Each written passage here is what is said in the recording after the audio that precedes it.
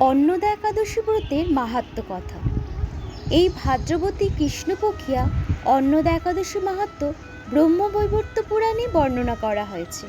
মহারাজ যুধিষ্ঠির বললেন, হে কৃষ্ণ, ভাদ্র মাসের কৃষ্ণপক্ষের একাদশীর নাম কি তা শুনতে আমি অত্যন্ত আগ্রহী।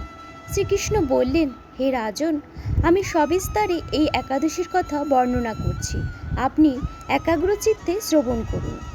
ভাদ্রের কৃষ্ণপক্ষে একাদশীকে বলা হয় অন্নদা। এই তিথি সর্বপাপ বিনাশিনী। যিনি শ্রীহরির অর্চনে এই ব্রত পালন করেন তিনি সর্বপাপ মুক্ত হন।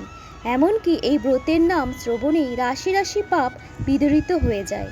এই ব্রত প্রসঙ্গে একটি পৌরাণিক ইতিহাস রয়েছে। প্রাচীনকালে হরিশ্চন্দ্র নামে এক নিষ্ঠাপরায়ণ সত্যবাদী চক্রবর্তী রাজা ছিলেন। পূর্ব কর্মফল ও প্রতিজ্ঞার সত্যতার রক্ষায় তিনি রাজ্যভ্রষ্ট হন। অবস্থা এমন হলো যে তিনি নিজের স্ত্রী, পুত্র এবং অবশেষে নিজেকেও পর্যন্ত বিক্রি করতে বাধ্য হলেন। হে রাজেন্দ্র, এই পুণ্যবান রাজা চণ্ডালের দাসত্ব স্বীকার করেও সত্য রক্ষার্থে দৃঢ়নিষ্ঠা প্রদর্শন করেছিলেন।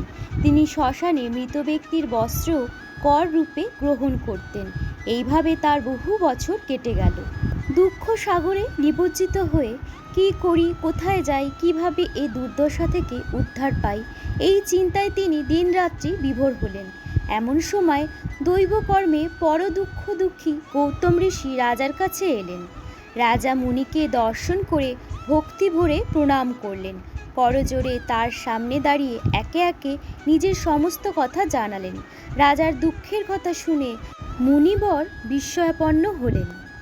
অত্যন্ত ব্যথিত হয়ে তিনি বললেন, হে রাজন, ভাদ্র মাসে কৃষ্ণপক্ষের একাদশী অন্নদা নামে জগতে প্রসিদ্ধ। আপনি এই ব্রত পালন করুন। এই ব্রত প্রভাবে আপনার সমস্ত পাপের বিনাশ হবে। আপনার ভাগ্যবশত আগামী 7 দিন পরেই এই তিথির আবির্ভাব হবে।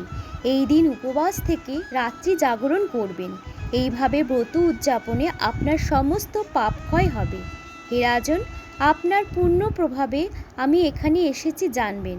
এই কথা বলে গৌতম মুনি অন্তর্হিত হলেন। ঋষিবরের উপদেশ মতো তিনি শ্রদ্ধা সহকারে এই ব্রত পালন করলেন। তার ফলে তার সমস্ত পাপ দূর হলো। হে মহারাজ, এই ব্রতের প্রভাব শ্রবণ করুন।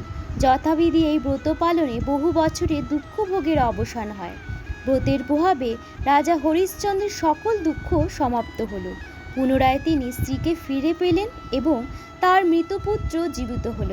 আকাশ থেকে দেবগণ দুন্দুভিবাদ্য ও পুষ্পবর্ষণ করতে লাগলেন। নিষ্কণ্টক রাজ্য সুখ ভোগ করে অবশেষে আত্মীয় স্বজন ও নগরবাসী সহ স্বর্গে গমন করলেন।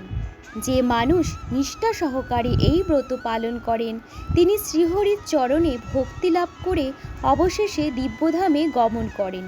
এই ব্রতের মাহাত্ম্য পাঠ ও শ্রবণে অশ্বমেধ যজ্ঞের ফল লাভ হয়।